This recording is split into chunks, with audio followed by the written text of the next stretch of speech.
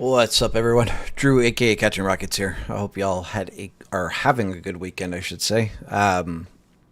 And I hope the last little bit of your weekend here is good. Um, Basically, today I'm gonna go over Spy for Monday. I don't have any option setups, and then after charting is all done and whatever levels have been found, then we will discuss my whole arrest thing. I'll go through the whole thing with you, tell you guys what happened, how things went down. Pretty wild.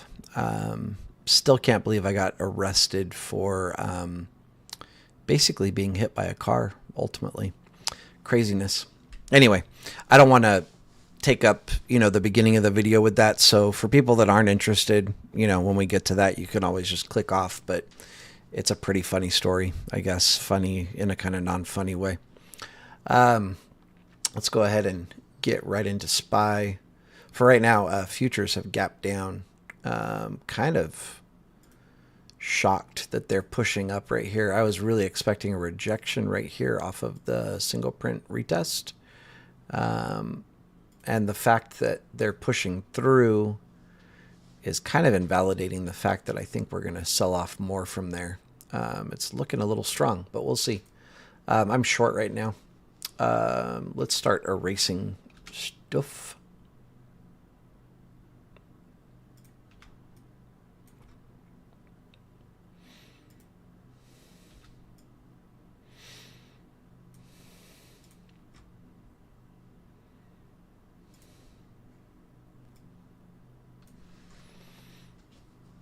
All right.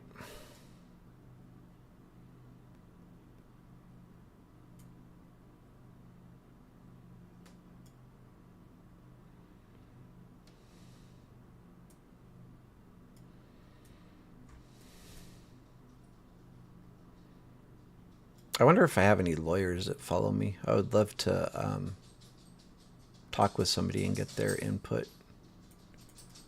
My plan as of right now is to sue, I guess, the state of Nevada for wrongful arrest and a bunch of other stuff, denying me access to medical care or denying me medical care. Gonna be interesting.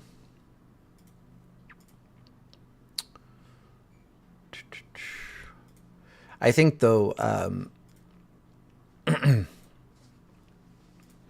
anyway, like I said, I'll talk about this more at the end, but I think the person that actually hit me, I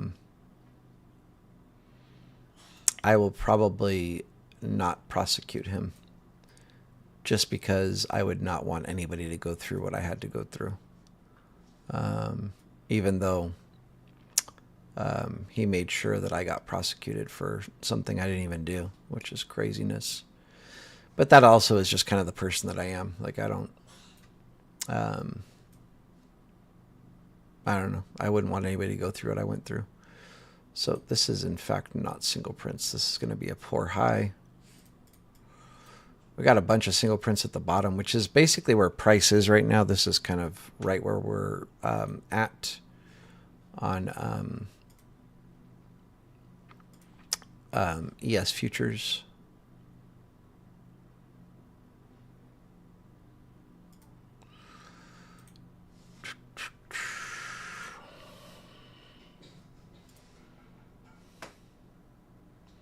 Oh, I should add, I missed you guys. When I was in Reno, like thinking that I was just gonna chill and relax and get some rest, I couldn't believe how bored I was. I guess when you just work a ton and you just stop doing completely everything, things get pretty boring very quickly. And I guess also just being in a city that's mostly revolves around gambling and drugs and drinking. Just really none of those things are really my jam. I don't like gambling. I do like playing poker, but I wasn't feeling it. I don't like to gamble. I like to have a beer here and there occasionally, but nothing crazy. And I'm definitely not into drugs. I don't do any, I guess I'll say legal or illicit drugs. Legal being weed. I'm not anything that interests me. Um,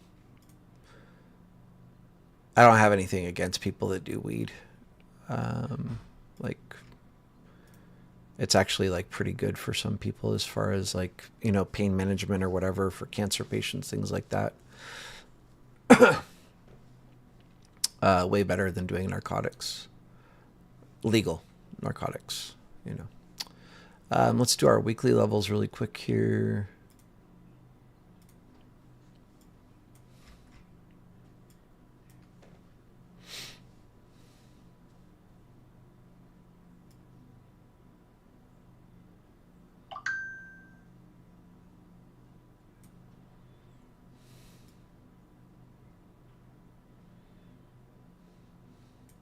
This will probably be a little bit of a shorter video because I don't know what's wrong with me, but I'm really tired today. And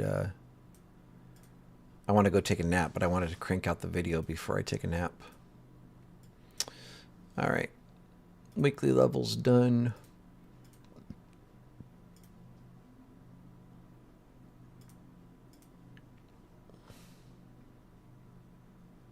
Okay.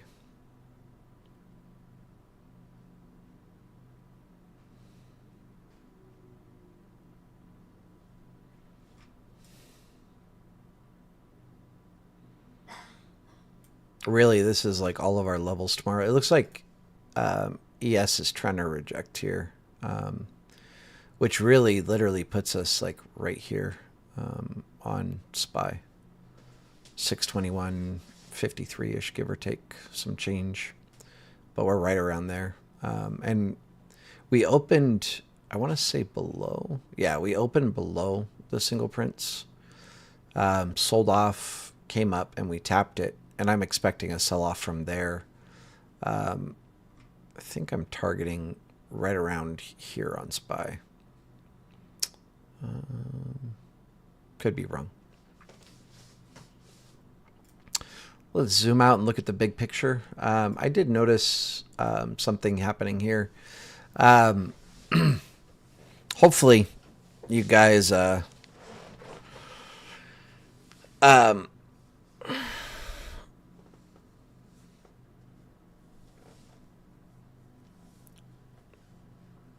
seeing the same thing that I see. But here we have what looks like the formation of a bull pennant. Something like this.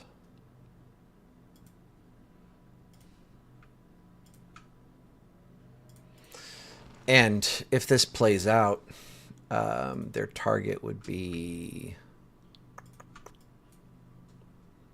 636-ish.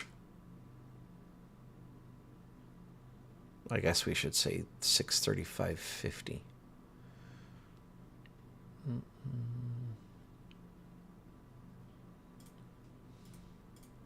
So it'll be interesting to see if we break this. They'll be going to 635.50-ish, give or take.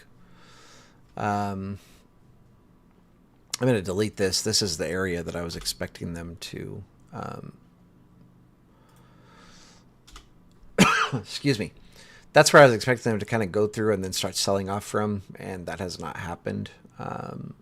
So we don't need that level on our charts anymore. Right now, kind of the sky's the limit. We don't have any levels above other than using fibs. If they do break this bull pennant, then we should see 635-ish, 636-ish, right around there. As for daily candles, like our volume was pretty decent on Friday. Oh, excuse me. But it's a pretty indecisive candle. It's doji candle. Don't know exactly what to call it, but it's a doji. I guess a bullish like indecisive candle. Bullish because it's a green candle. But yeah, like I said, I was actually kind of expecting them to gap up today, only because Bitcoin was up from where we closed Friday. Sorry, over here.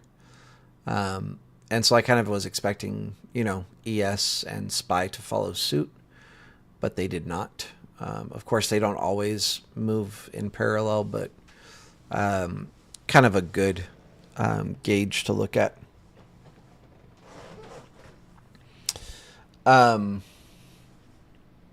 Let's see. Oh, let's start looking for targets for SPY. This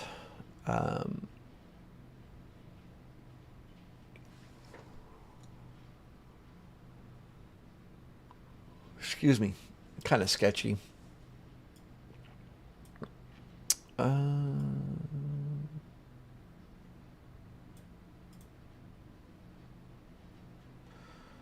What candle is this?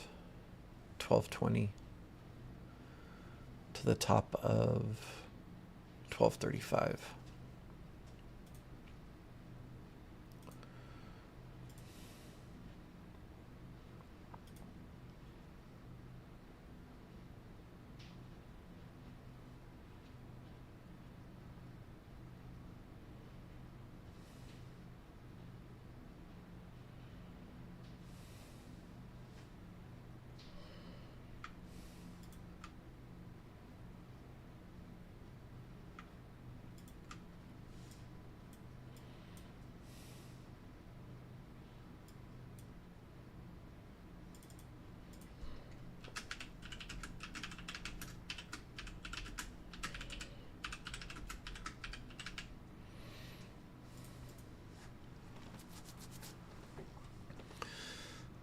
We have another sell side high volume node. 1135 candle on Thursday to the 1240 candle. What did I say? 1135? Yeah.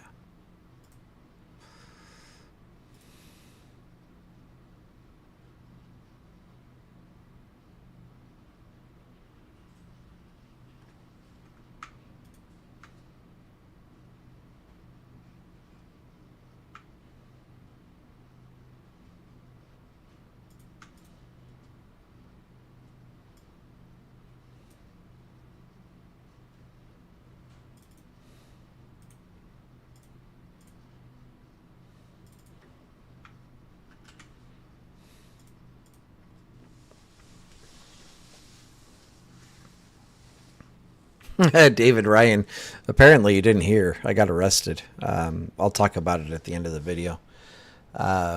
Pretty wild, and it was a bunch of BS. I mean, I'm going to have to talk with a lawyer, but as far as what I know legally, it was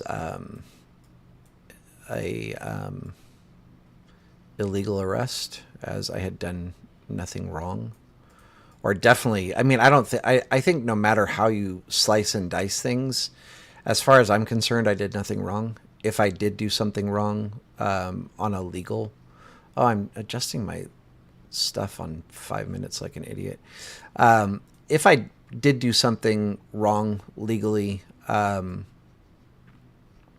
it still didn't warrant an arrest. So I think no matter how you chop it up, like, it was an unwarranted arrest. So we'll see. You guys can give me your opinion. Yeah,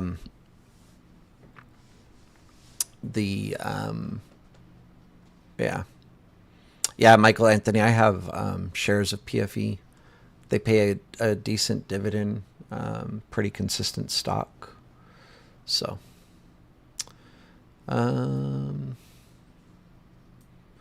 we're still kind of chopping at this single print level. If they do give a single print mid, hopefully they don't go too far above it, because my stop loss is right at like 62.86. It might not be bad to move it like to 62.8650. For downside, you see SPY.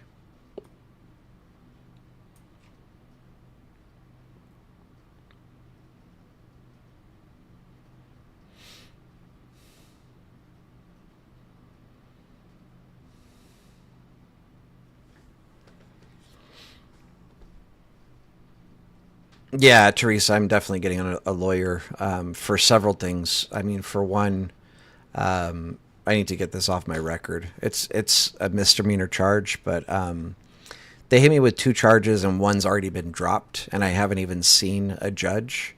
It was just dropped, and then they released me. And the second charge is still there. I have to go to court.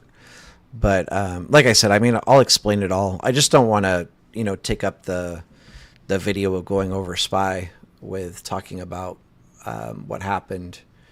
But I'll definitely share it with you guys. So if anybody's, for people that are interested, I'll be talking about it after I'm done charting SPY and kind of getting levels and everything. So right now, hopefully, I just really hope, like, for a lot of people, this stuff is starting to pop out at you. But so here, like, I guess when I say that, I hope things are popping out, like, without me pointing them out to you. But to the downside on SPY, we have a poor low here, right? And I mean, I guess I could label that as a poor low, but whatever, it doesn't matter. Actually, yeah, I'm going to label this as a poor low. I don't know why it's not. Oh, because I was on vacation. I wasn't here. So we have a poor low here, right?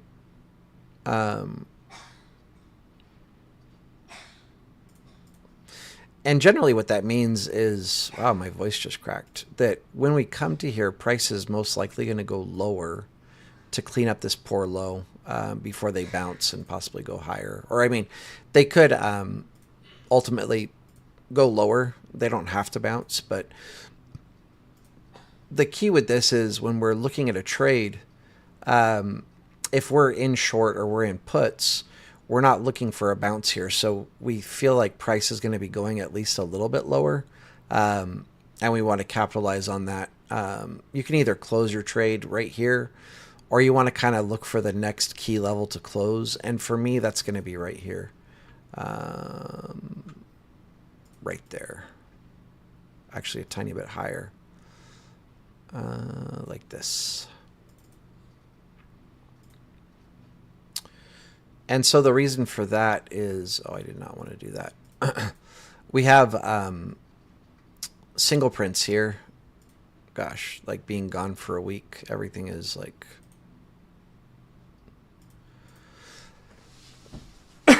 things that should be there are not there. So for me, whenever we have single prints, we're never targeting like a double bottom on a trade. We want to exit kind of at the body of the candles. The safer exit would be to get out like right here, 617.31-ish. So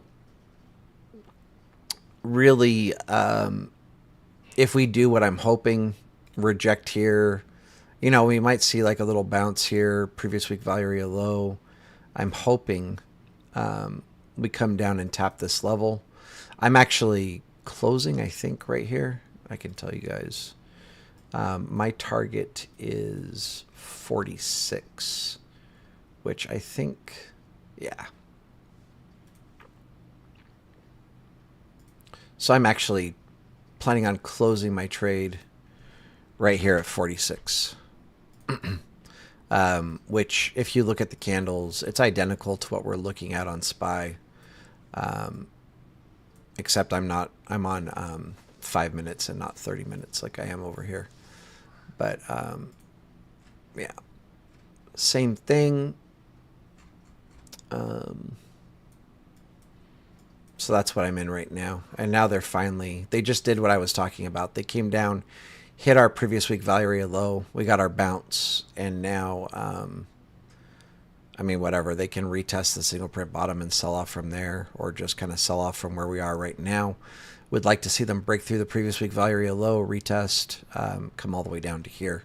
I'm going to remove this line just because I'll forget what it is and I'll be really confused. But that's just where I currently have my order at to close my short that I'm in right now. Yeah. So David, like I said, we're going to be talking about all of it at the end.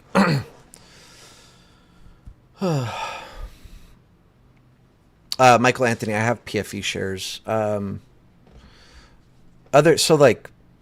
large position of my long-term portfolio is going to be ETFs and mutual funds. But as far as individual companies that I'm invested in, Intel, and my average is like $20.47. I'm in NBIS at 27.34. I'm in SRFM, Surf Air Mobility. My average was way better. I first bought shares at $3.66, and then I bought some more at $2.90, and then I bought more at $3.52, and then just the other day, on the 10th, July 10th, I bought quite a few more shares at $7.38. So now my average is $5.93. But I don't know, things are looking fairly promising, but it's also like a speculative play where it's it's considered, well, when I was speculatively buying it, it was a penny stock, and now it's no longer a penny stock. But for me to really start taking them seriously, the stock price needs to go over like $20. I have shares in Kraft, Heinz Company, Heinz, KHC. I called that one out on the Discord. They pay dividends. This is like Kraft Heinz is a very long-term hold for me. Actually, pretty much all of these that I've mentioned are long-term holds for me, except for like SRFM. That was just kind of a speculative play. So like if it rockets, I'll probably close like a pretty good majority of my position and just keep like a small risk-free position. I have PFE. Again, dividend. And I should mention, like on all of my dividend stocks, I have drip turned on where my dividends are automatically reinvested into the stock. And finally, I have Adobe. I have shares of Adobe. So that's it. Those are the only individual companies that I'm invested in. Everything else is going to be ETFs or mutual funds. I'm liking this right now. Looks like we're about to lose the previous week value area low. And like I said, I'm short from right around, I think 77-ish. So really quick, the things that I'm interested in for tomorrow, it's going to be kind of tricky because right now we're selling off, from our single prints. Ideally, this would have been a nice short or a nice area to get in puts if they gave this to us during the New York session. With that said, if they do what I'm hoping they're going to do, or if they do what I'm looking for on my trade, then the next place I would be interested in being in calls or being long is going to be right here.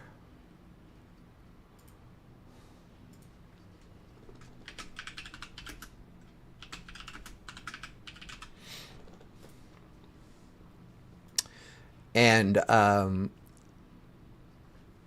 this is a little bit trickier, but depending on where we open, if they give us this, I would be grabbing calls, single print mid, and I would close here. Um,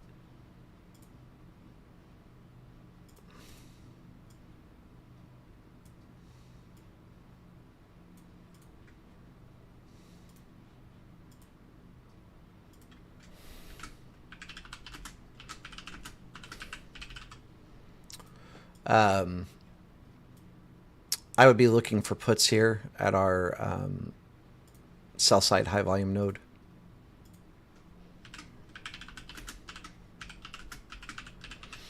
And then what's nice about this one is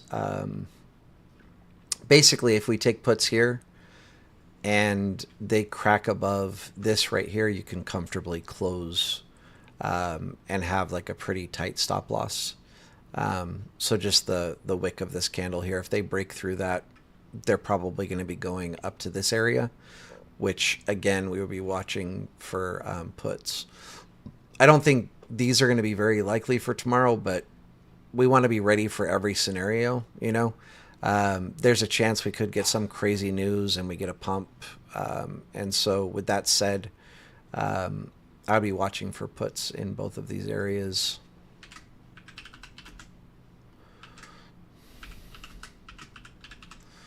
Hopefully that makes sense to everybody.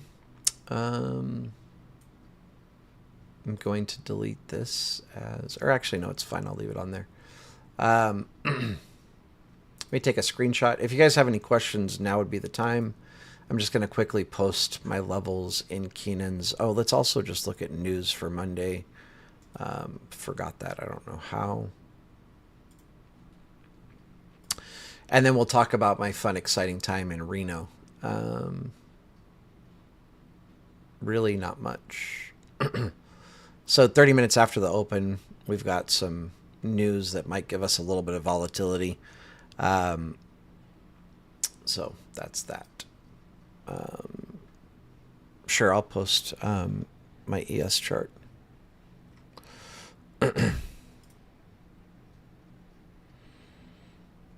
They moved everything around on Keenan's Discord, and it's really messing with me because I'm pretty used to where things are.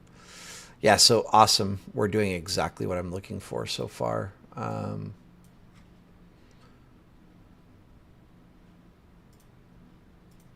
We've lost the previous week value area low, and now we're retesting the bottom of it. Should reject from there and go lower. So that's all working out well. All right, just posted my levels. All right, let's talk about my arrest. It's a good time. So basically what happened, yeah, no worries. It's just hilarious. Every time I think about it, I'm blown away. I can't believe, I don't even know what words to use. And when I say this, I mean, some people here might not agree with me, and that's fine. I have respect for law enforcement. I have respect for, good police officers. I know there's a lot of crappy, dirty, shitty cops. And that seems to be who I encountered the other day. But there is a lot. I think I would like to believe there's more good cops than there are bad cops. I have some very good friends that are either police officers or retired police officers. I have a friend that works for one of the bureaus. I don't feel like I should name which one, so I'll just leave it at that. And actually, I think that person came through for me. They called, they made a phone call and spoke with the person in charge of my booking or whatever. And I think it might have got me out of jail earlier than I would have, only because any reasonable person looking at my case would be like, this person doesn't belong here. And so I think because of that, I got out earlier than I possibly would have, because I might have had to wait for, I'm getting out at 46. That's my target. So I might have had to wait to be seen by a judge or whatever. So I think he might have hastened things along. But anyway, long story short, I went to Walmart to buy a couple of things that I needed. And as soon as I got out of my car, I hear like a dog crying and barking. And like just incessantly, like crying and barking. And I'm like, whoa, like what's going on? So I start looking around for the dog, and then I find it, and it's inside of a car, right? Windows are cracked, but it's over 100 degrees outside. And since the windows were cracked, I stuck my hand inside, and it was freaking hot in there, right? And then poor little dude is just like panting like crazy. And I was like, all right, like, you know, regardless of how long you're going to be in the store, even if it's 5 minutes, you shouldn't have a dog or a person or anything, any living animal, any living being inside of a car, even for a short period of time. But I wanted to give the person, you know, like the benefit of the doubt. And I also really didn't know like who to call, you know, like I didn't know, like, do I call 911? Do I call animal control? Because animal control tends to respond pretty slowly, at least in my experience. So I was just kind of hanging out for a minute, like hoping the owner was going to come out and that I could just give them a verbal lashing and tell them, hey, don't be leaving your dog in the car. It could easily die in temperatures like this in, you know, just a few minutes, you know, and just not cool. But I ended up waiting, I think about 15 minutes, and nobody came outside. So at that point I dialed 911.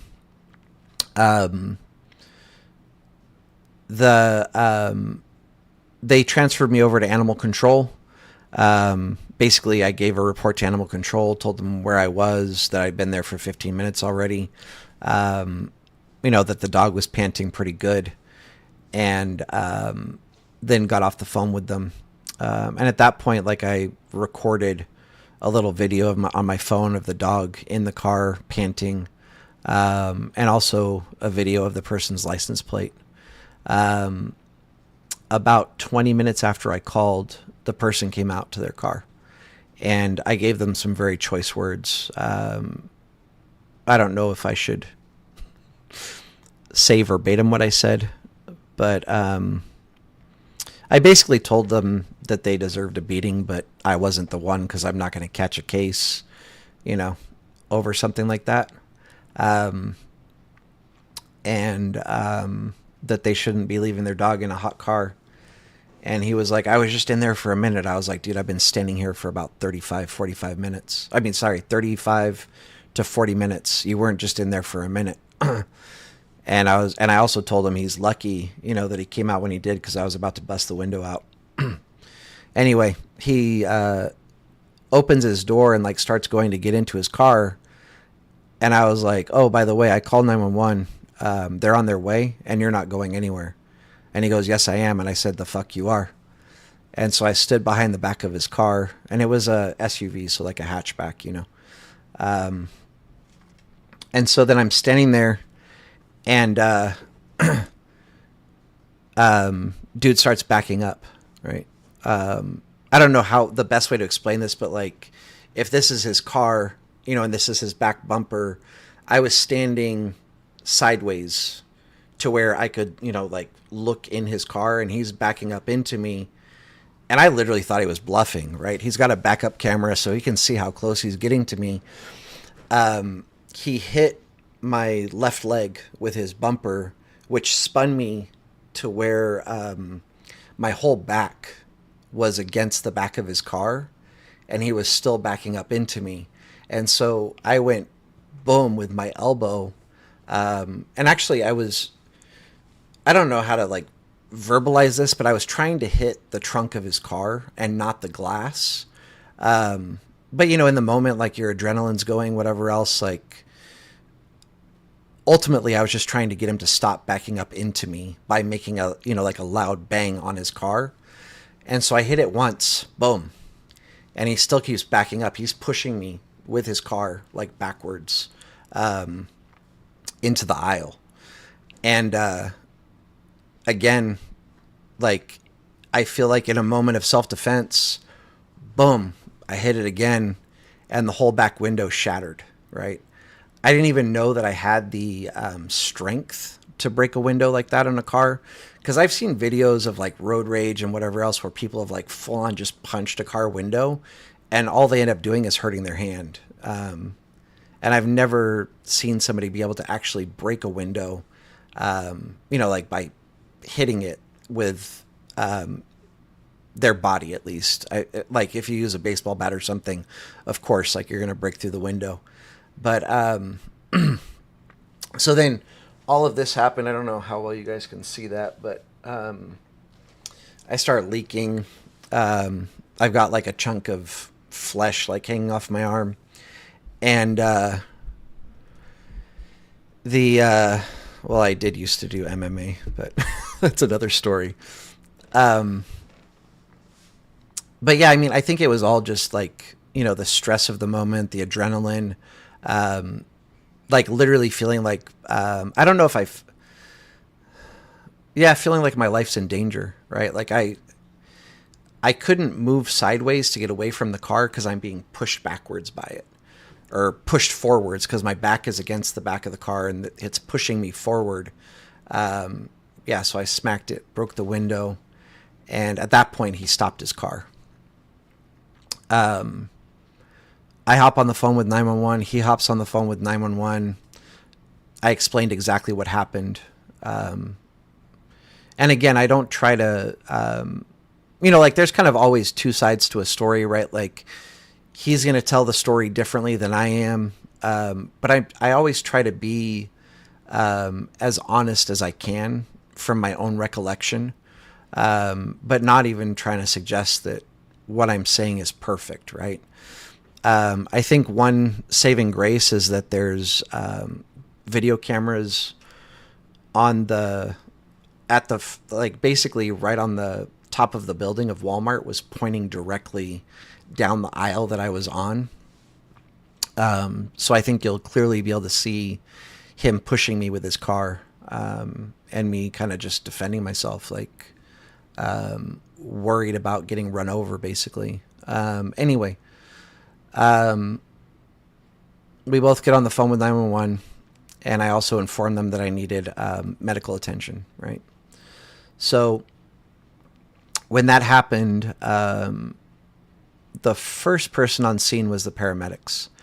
And they, of course, looked at my arm, flushed everything out with saline, and then they just asked me, like, they said, "Oh, you need stitches. Do you want to go to the hospital?" I said, "Yeah, I'll go to the hospital, but I can drive myself." And they're like, "Are you sure?" And I'm like, "Yeah, it's just a cut on my arm. Like, I don't need an ambulance ride for a cut on my arm." And I was like, plus I need to stay and talk to the police. And while this conversation's happening, Animal Control showed up, and then Reno PD showed up. And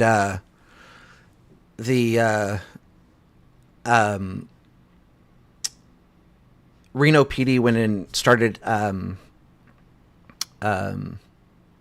what's the word? Interviewing the driver of the car.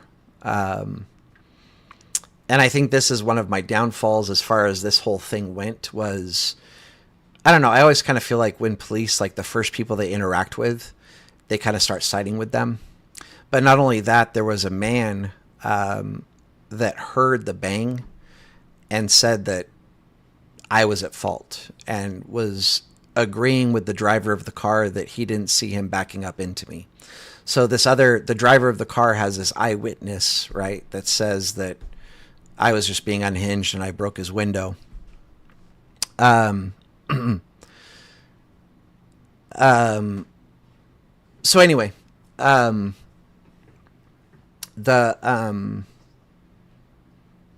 I kind of lost my train of thought. This is all like a little upsetting, I'm sure you can imagine.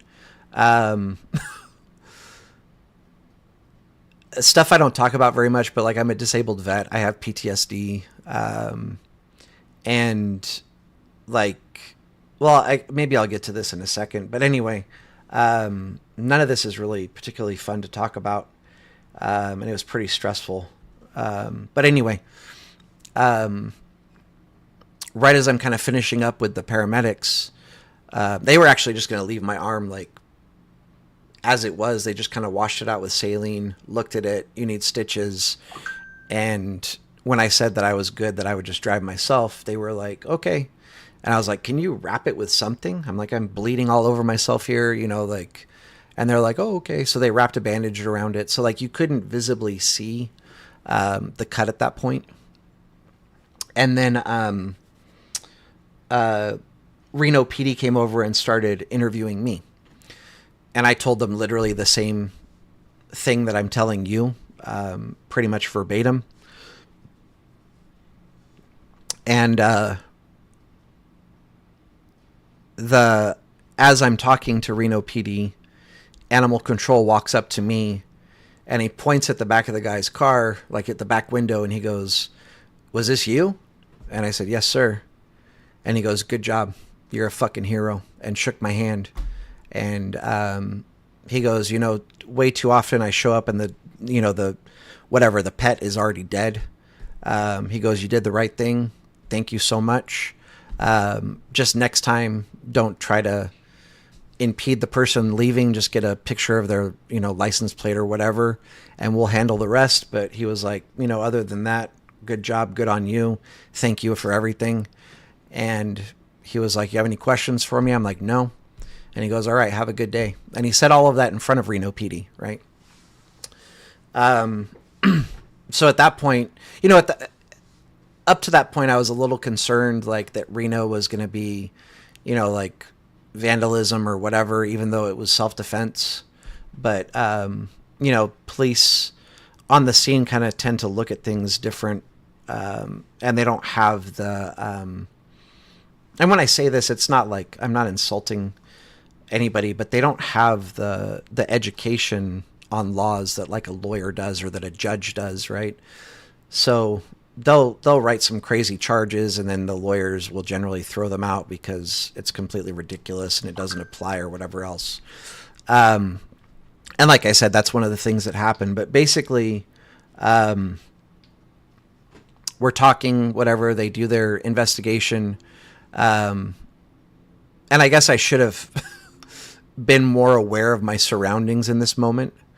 But they came up to me, and looking back in retrospect, I was surrounded. I had a police officer behind me. I had a police officer to my right, and I had a police officer kind of to my left and in front of me. And the police officer to my left and in front of me goes, "All right, we're all done." And I said, "Oh, okay, thanks. Have a good day." And I turn to go into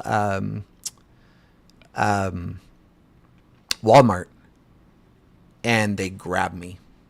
And I get it. Like, when they're going to arrest somebody, they're not going to give them a warning or whatever. But for me, it was such an abrupt shift from like, we're having a cool, casual conversation. I feel like I just defended myself. I accidentally broke this guy's window in that moment. It was not my intention to break the window. Like I said, I was just trying to make enough noise to get him to stop driving over me, basically. And to go from that to being grabbed as somebody that has like pretty bad PTSD, I freaked out for a second. I was like, whoa. And I looked at the officer that was kind of like to my left in front of me. And I immediately like looked at him like, with big eyes. And I'm like, "I'm not resisting." And he goes, "I know." And I said, "Well, then why are you grabbing me like that? Like, calm down." And he's like, "We're just doing our job, man." And I said, "Okay, well, I understand that. Just in the future, I have PTSD. So if you're interacting with me, please just approach me a little bit slower. I'm not going to pull away. I'm not going to do anything. I'm not resisting, and I won't try to run. I'm not going to try to do anything crazy. Just have I was like, just a tiny bit of decency, a tiny bit of respect. I would appreciate it." Anyway, so that was my point about being a vet, is like that moment was very difficult for me. I'm trying to hold back the tears right here. I'm sorry. It's just like, that was rough. not used to having, people just grab me so aggressively, I guess is the correct word. Like if anybody else grabbed me like that on the street, I would have defended myself immediately without even a second thought, Anyway.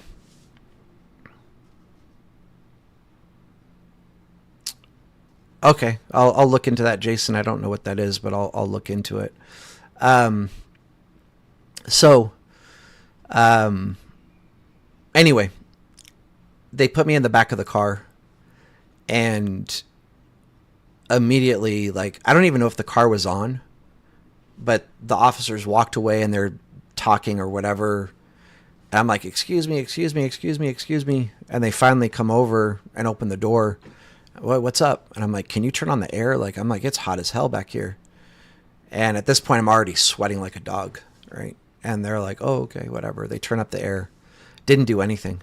And I told the guy, I was like, also, I need medical attention. And he was like, what do you mean? He was like, the paramedics were here. They cleared you. I said, they did not clear me. They told me I need to go to the hospital and get stitches. And he goes, what? Well, why didn't you go with them? And I said, because they asked me, do you need us to take you there? And I'm like, I don't need a ride for stitches. I can drive myself to the hospital. Like, I'm perfectly capable. And also, I needed to stay and talk with you guys. So I told them I was fine and that I would drive myself. And he's like, oh, okay. So then him and his partner were talking for a minute. And then he comes back and he goes, okay, we're going to take you to the hospital. I'm like, okay, cool. And then they both get in the car and start driving, whatever.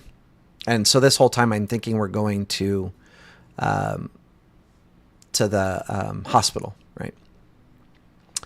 And then as we're driving, again, it's just super hot in the back of that car. There was air vents, and I feel like this is BS. There was no air coming out of them. And so I tell them, like, hey, it's still really hot back here, and I feel like I'm going to throw up now. And they're like, oh, okay. And I was like, okay, so if I need to throw up, where do you want me to throw up? And the guy didn't really answer me, but he goes, here, let me crack the window for you. So he cracked the window, and it's like, 100 degrees outside. So it's just blowing hot air onto me, right? But it did feel better because I was sweating so bad that my sweat was making the hot air cooler. And then about 5 minutes later, I was like, hey, I'm starting to feel really dizzy. And again, this whole time, I still think we're going to the hospital, right? And then they're like, oh, okay. We keep driving a little bit more. About 5 minutes later, again, this is just guesstimates. I don't really know the time frame. But I was like, I don't want to sound like a bitch, but now my vision is tunneling in, and I'm feeling like I'm going to pass out. And they're like, oh, okay. Keep driving, whatever. And I know also at some point during that whole interaction, I was like, is there any way you guys can double cuff me? Because my right shoulder is really hurting. And even when I said that, like, if they review the footage from the car, you can see that I'm like shifting my arms as far to the right as I can to try to take pressure off of my right shoulder. Right on, Jason. I'll look into that. I don't even know that I'll need more leniency though, because I didn't do anything wrong. But anyway, I'm shifting my hands as far right as I can to try to take pressure off my right shoulder, and they refuse to double cuff me. So anyway, then we pull up at the Washoe County Sheriff's Correctional Facility. And I'm like, what happened to going to the hospital? And they're like, oh, you're good, man, whatever, blah, blah. And I'm like, what? Okay, whatever. So the first thing they do, I guess in booking, they take you inside, or at least there. I've never been arrested before, so I don't know. But the first thing they did there was they took me inside and they took my heart rate and my blood pressure. And my heart rate was like 139, and my blood pressure was, or no, I'm sorry. My heart rate, I think, was 132-ish. My blood pressure was 149/98. And so then they take me back into like the holding area, like the general holding area, which was not a fun experience. Like there was some dude that was like, I would assume he was methed out. He's all tweaking and like got in my face like, and he was like making these weird sounds, and like I didn't really want to make eye contact with him, but I also didn't want to look like a bitch. So, I stared him down a little bit. But then I'm also thinking like, if I have to defend myself here, I'm probably going to catch a second charge or a third charge, I guess, at this point, even though it's self-defense, right? So that was kind of like a scary thought, like I'm not afraid of anybody. I'm not afraid to defend myself, but in jail things change, right? Like self-defense becomes a charge. They want you to just do nothing. And in that case, like you wouldn't get a charge. You just look like a bitch, and then everybody will try to take advantage of you, right? Anyway, long story short, I sat in that holding area for about, I don't know the exact time frame, but I'm going to guesstimate it was 6 to 8 hours before I was finally seen by medical. And when medical finally called me, I have to say this. I mean, I know there's a very slim chance, but the nurse that saw me, her name was Debbie. She is the sweetest woman ever. I absolutely adore her. If you do see this, I know I told you in person, but I got to say it again. Huge, huge, huge thank you to you. You're a great person. Keep doing what you're doing. Keep being a good person. And, don't judge people just because they're there. Not everybody's bad, But you can tell she doesn't judge people because they're there based on the way that she was interacting with me. And she told me something really cool too. But anyway, she calls me over. I go over and she's like, "Oh, I'm really worried about you. When you were booked in, your heart rate was 132. Your blood pressure was 149/98. And I was like, "Yeah, and I feel like crap. I'm having heart palpitations." And she was like, "What?" And I was like, "Yeah." I'm like, "I've been waiting for you guys to call me." When they arrested me, I told the police officers I needed to go to the hospital to get stitches. And she was like, "What? Stitches?" And I go, "Yeah, I have a big cut on my arm." And she was like, "What? Nobody told me you have a cut on your arm." And I'm like, "Yeah, look." And so we actually had to take off the bandage, and she looked at it and she's like, "Holy shit, you need stitches." And I said, "I know, I just told you that." And then I don't remember exactly how she knew, but I guess they can see like the charges or whatever. And she was like, "You're in here for rescuing a dog?" And I said, "Yeah." And I kind of told her like a shorter version of what I've told you guys. And she goes, "What the hell?" She goes, "I fucking hate Reno PD. They're horrible." And she goes, "At least like the sheriffs here, like Washoe County sheriffs, they're pretty awesome. There's, we have a lot of really good sheriffs." And I was like, "Oh, good to hear." So anyway, she looks at my arm, needs stitches, checks my blood pressure again, checks my heart rate again. Both are really elevated. And then I told her, I was telling the police officers in the car, it was really hot. I said, first I started feeling nauseous. I told them that. Then I started feeling dizzy. I told them that. Then I started feeling like I was going to pass out. And I told them that. And the whole time I thought they were taking me to the hospital. So I wasn't particularly worried, but I knew that I was getting dehydrated. I knew I needed medical care. And as far as I understood, they were taking me to the hospital because that's what they told me. She kind of got up and I'll say yelled, but it wasn't like an aggressive yell, but she was like, she looked over, like you have like a group of sheriffs, like at a round table, like kind of watching all the people in the holding area, and kind of yelled over at them like, "He needs to go to the hospital right now." And you could tell she was a little upset, right? And so they arranged all of that, put me in, and this was humiliating. They put me in shackles, right? Cuffed my ankles with a chain to my waist, around my waist, and then cuffed my arms to my waist, right? had to hobble into the emergency room like that, looking like a total felon, like I'd murdered somebody. And another thing too, so like the people that took me, the two officers that took me to the hospital, they kind of asked me, like, they had an idea. They were like, so what happened? Like, why were you arrested? They're like, something about a dog, and I told them the story, and they were like, what the fuck, dude? Like, you shouldn't be in here. And I said, I know, but, like, what am I supposed to do? Fight the police officer that's arresting me? And so they were both bewildered. And then we got back, whatever, they stitched me up, gave me a liter of fluid, brought me back to that holding area. And then I was there. And then the next thing I know, they're taking me back to solitary confinement.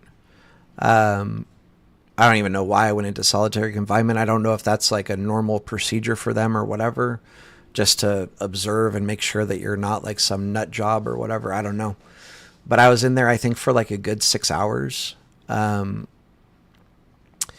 then from there, they moved me back to, like the regular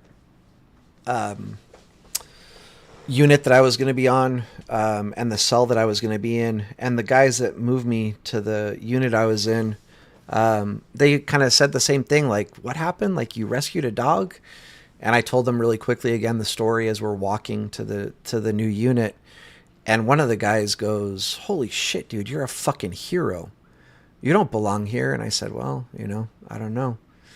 And he goes, at first I thought he was being sarcastic when he said this, but he goes, if I was there, I would have been arrested too. And what I thought he was suggesting was that I was in the wrong. And that, like, again, I'm just like really stressed out and like adrenaline's pumping, whatever. So when he said if I was there, I would have been arrested too, I thought he meant like if he had done the same actions I did, that he would have deserved to be arrested. And later I realized that he was saying he would have done the same thing as me and he would have got arrested too, because the cop is a dumb fuck, basically. And so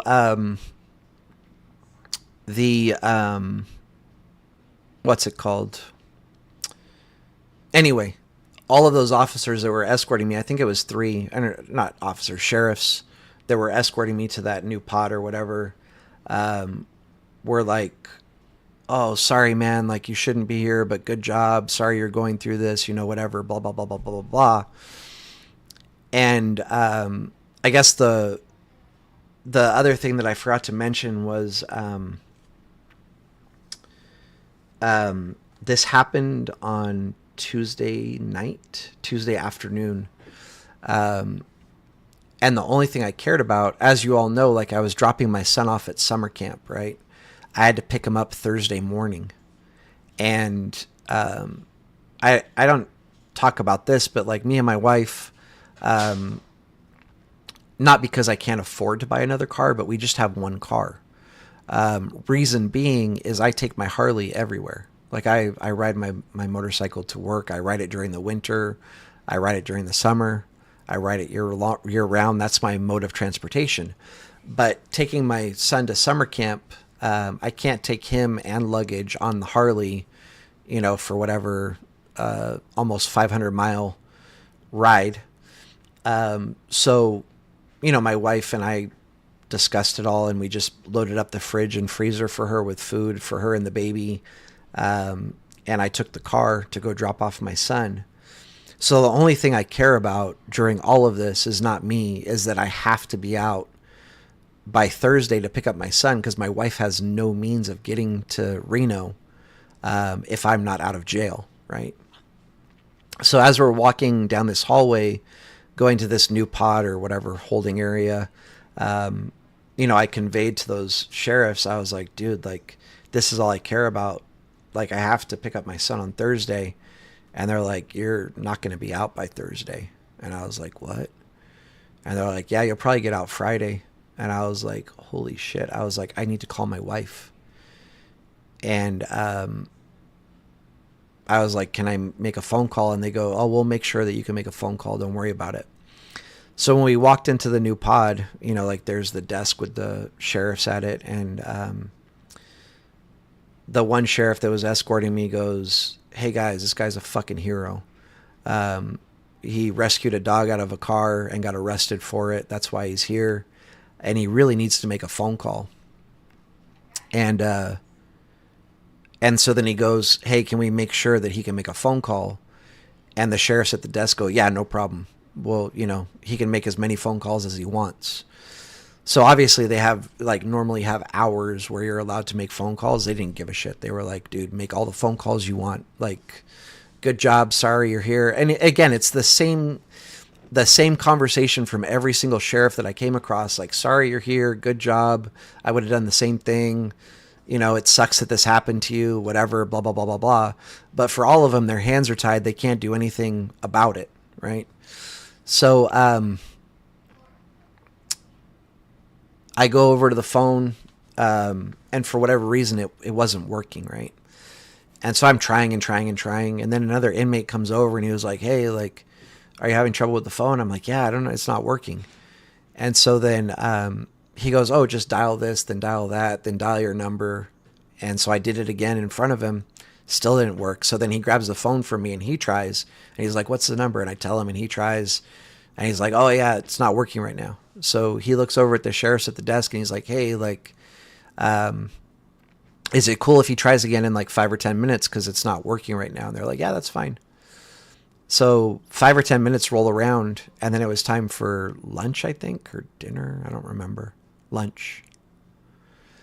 And again, I didn't care about lunch. All I cared about was making that call. So, you know, they call us out of our cell, whatever, to get food. And I was like, can I just make my call right now? And the guy goes, after lunch, you know, because like there's just too many people out in the common area and they want to get people back in their rooms or whatever. I don't know. So I was like, all right. So then after lunch finally rolls around, and I'm like trying to get the sheriff's attention, you know, to get out of my cell. Wasn't happening.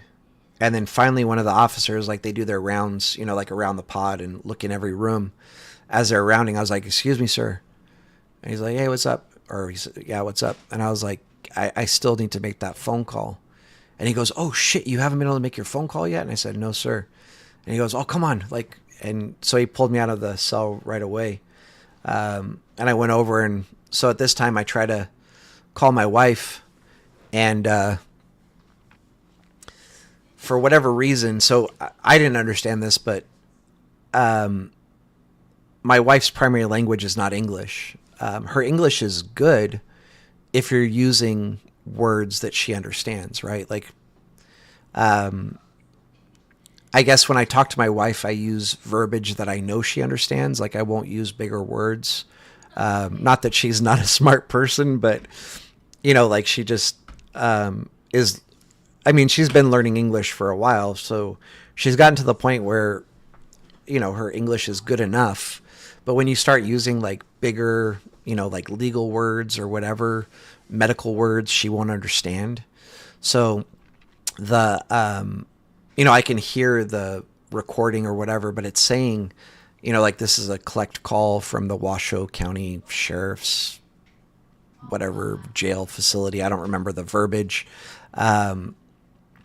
By consenting to take this call, you are consenting to being recorded and blah, blah, blah, blah, blah, blah, blah. And I know my wife doesn't know what the word consent means, right? Like, if they had said by agreeing to take this call, she would have understood it. And so then it says, like, to accept or whatever, press 1. To deny, press 2.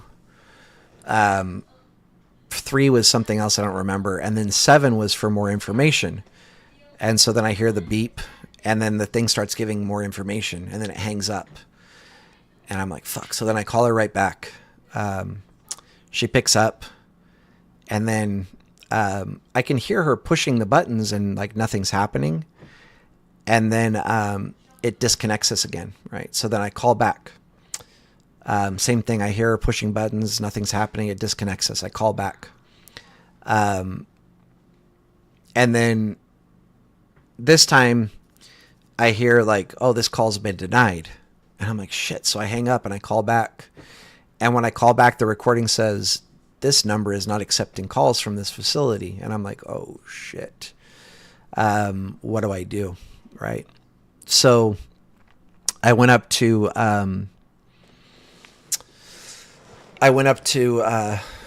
the sheriff's, desk in the pod, and I was like, hey, like, my wife's primary language is not English, she's Chinese, and I know the verbiage that the recording is using, she doesn't understand.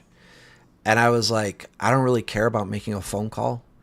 I just need to get a message to her that she has to pick up our son from summer camp. And they already knew like that she's in California, that I have the car, like they knew the whole story. But I was like, she denied the last time I tried calling, and I'm sure by accident. But now when I call back, it says that the number is not accepting calls. And I was like, I just need to get a message to her that she has to pick up our son. And the person I was talking to looks over his shoulder at another sheriff, which I'm guessing is the supervisor. And the guy he looked at just nodded, and he hands me like a cordless phone off the desk. And he goes, here, make your call. Only say what you have to say. Pick up the son, blah, blah, blah, blah, blah, whatever. And then hang up. Nothing else. And I'm like, yeah, no problem. So I call her, tell her, hey, you got to pick up our son, blah, blah, blah, blah, blah. I can't talk. I got to go. And she's like, but, trying to ask questions. And I'm like, babe, I got to go. I love you. Bye. Click, hang up the phone, hand it back to the officers, and just tell them, hey, thank you so much. I really appreciate it. I know you guys didn't have to do that, but it means a lot to me. I really appreciate it. Thank you, thank you, thank you. And they're like, yeah, no problem. And that was pretty much it. And then I went back to my cell. I didn't eat the whole time I'm there. Most of you here know this. I'm vegetarian. I told them I was vegetarian, but they kept like giving me trays with meat on it, and it's just kind of like grossing me out. I also didn't really have much of an appetite anyway. So yeah, I didn't eat the whole time I was in there. I was in there for like, I don't know exactly, but between like 27 to 29 hours. And then randomly Wednesday night and I told my wife when I was on the phone with her, I was like, call this person, call this person, call this person, see if they can loan you a car, see if they can help you, whatever else. So then I got off the phone with her. This is another one. He's actually like a subscriber, so there's a chance he'll see this. I already called him immediately when I had a chance, but my buddy Robert, he literally like came over to the house. He brought like $500 cash and just gave it to my wife and was like, here, in case you need money, here's this. Cause I told him like she might not have a lot of money, and she might need money to get up here and whatever. And then as soon as I get out, like I can sell him the money or whatever else. So he brought $500 cash and just gave it to her. Was helping her try to book a flight, had also like called the facility and was like figuring out where I was in the process. They, what's it called? They were like watching very closely where I was in the process and everything. And they were looking at flights and hotel rooms for my wife. And right as they were getting ready to book stuff, I guess like one of the charges dropped off of my case or whatever you want to call it. And I guess I should say what the charges are. One was what's it called? Destruction of property with a value of $250 to $5,000. The second charge was false imprisonment. And so they were saying that me standing behind the car and refusing to let the guy leave was false imprisonment. So anyway, the false imprisonment charge dropped off. And so Robert was like, oh, like somebody's looking at his case, like there's a chance he might get discharged or released. So he called the facility and they were telling him, yeah, he's going to be released today.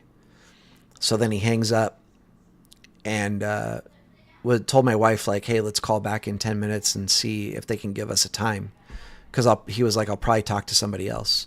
So he called back 10 minutes later and they were like, yeah, I should get released around 9:30. And then I don't remember why, but they ended up calling back a couple more times. Or I think my wife called back. And my wife called back and said, like, is there any chance you can give me an exact time of when he's being released? Because I'm worried about my son. I have to pick him up from summer camp if he's not out in time. And they said,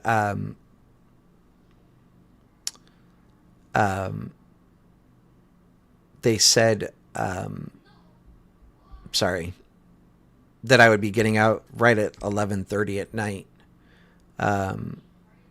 And my wife was like, are you sure? And they're like, yeah, 100%. He'll be getting out. Don't worry. And so that put my wife's mind at rest, that she didn't have to try to figure out how to get up there, which was good. I did get released right at 11:30 at night. And then that was fun. I had to get an Uber all the way back to my car. I was a little bit stressed out that it might have got towed because I was parked in a Walmart parking lot, but my car was still there. And let me tell you, that's got to be like the best feeling in the world, is to get back into your own car and then get back to a bed that's not made out of metal. But yeah, crazy shit, really. I think one thing I forgot to mention was when the officers were arresting me, I was like, what the hell am I being arrested for? And they said, false imprisonment. And I'm like, are you kidding me? I said, he fucking hit me with his car. That's assault with a deadly weapon. And they said, it's not, because you were blocking his path. And I said, no, you guys are so confused about law. The only way that you can physically hit somebody, like they were saying that it was legal for him to hit me with his car because I was blocking his path. And I said, the only time that becomes true is if that person feels like their life is in danger. So like if I was brandishing a weapon, and he hit me with his car, sure. But the fact that he walked right past me and I didn't put a finger on him, got into his car, and then was able to back up into me says that his life was not in danger, because I never tried to do anything to him physically or otherwise. No, self-defense for me, Big P. Other way around. You can't hit somebody with your car because they're blocking your path. Again, unless you feel like your life is in danger, unless you're feeling like there's a potential for great bodily harm. And like I said, the surveillance footage from Walmart will show he walked right past me. Yeah, you'll see that I'm talking, but I never even walked in his direction, approached him, tried to grab him, or do anything of the like. I just talked. So at no point in time was there any threat of harm or injury or anything like that. Again, feels like, no, it's got to be more than that. Like, I don't know. We'll see. Maybe I'm wrong. I feel like there needs to be more than... I don't know. I don't know how you can argue that you feel like your life is in danger when you physically walk past somebody and they don't try to lay a finger on you, and you get into your car and the whole time they never even walk towards you, never try to approach you, never try to do anything. Like, how is your life in danger? But we'll see. I could be wrong.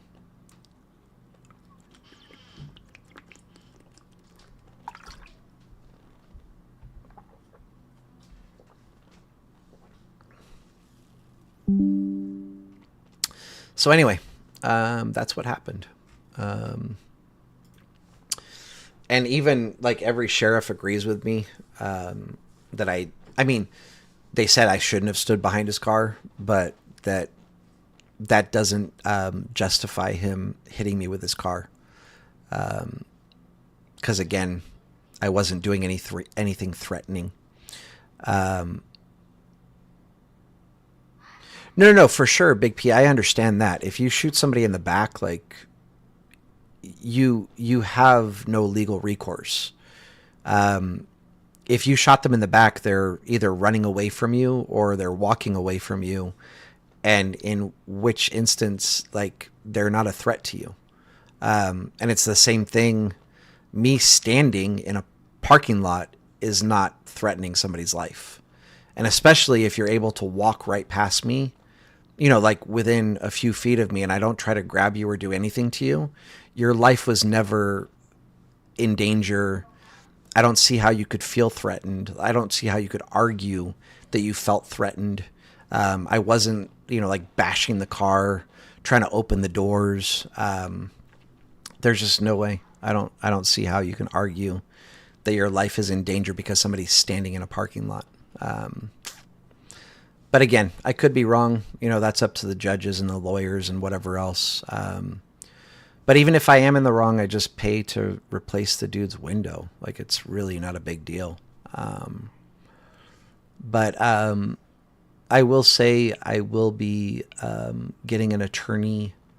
To defend myself, but more than anything, will be to sue whoever. I guess it's the state of Nevada for a I don't know what the verbiage is, but an illegal arrest, and for denying me medical care.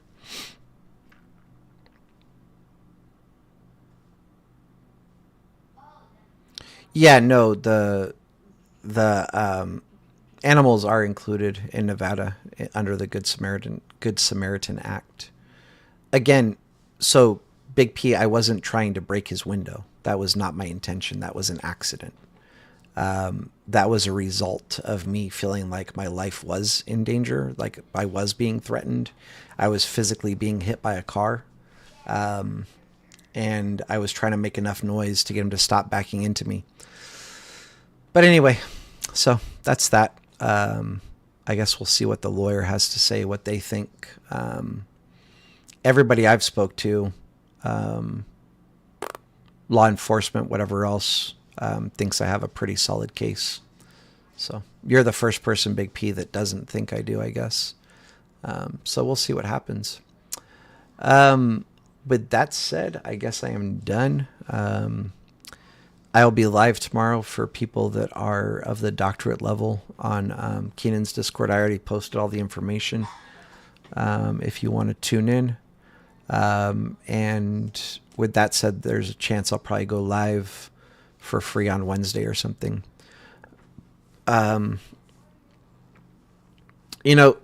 Sebastian, as far as the lawsuit's concerned, I don't think it'll happen, but more than anything, I just want that officer to be educated. And they'll probably get like a slap on the wrist and won't learn anything from it, but we'll see. But that would be my main goal for pursuing anything. Anyway, thank you for those of you that hung out and listened to my crazy ass story. Hopefully you guys at least found some enjoyment in it, some humor in it. I think it's crazy. I still can't get over what happened. It's like just absolutely wild. But with all of that said, I'm going to end the video here. I will, like I said, I'll be live tomorrow for people doctorate level. And probably do like a free live sometime this week. I would guess probably Wednesday. Yeah, well, I'm going to have the lawyer do all that, Big P, but yeah.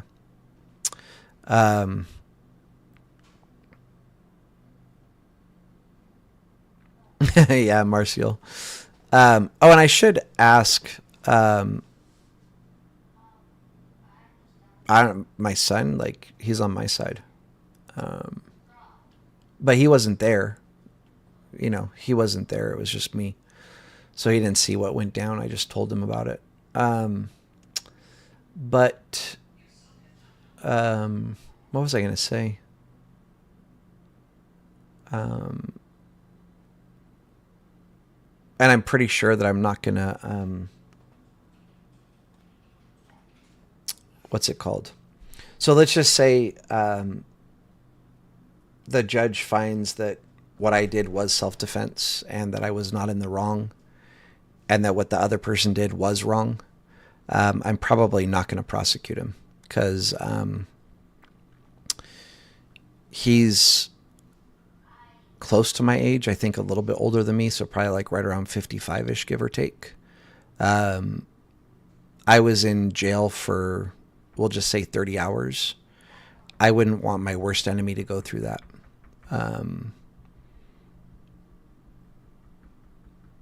So I think I'm just going to let that slide. And hopefully he learns a lesson and doesn't leave his dog in hot cars anymore. Yeah, I'll just leave it at that. But yeah, I'm pretty sure if things go down the way that I think they will, me and my wife already talked about it. And I told her that I'm not going to try to prosecute him or have him prosecuted, I guess would be the right word. Anyway, as always, much love, everybody. For those of you that are doctorate level, I will see you in the morning in Zoom. And the rest of you, I will see tomorrow evening when we go live to go over SPY again. All right. As always, much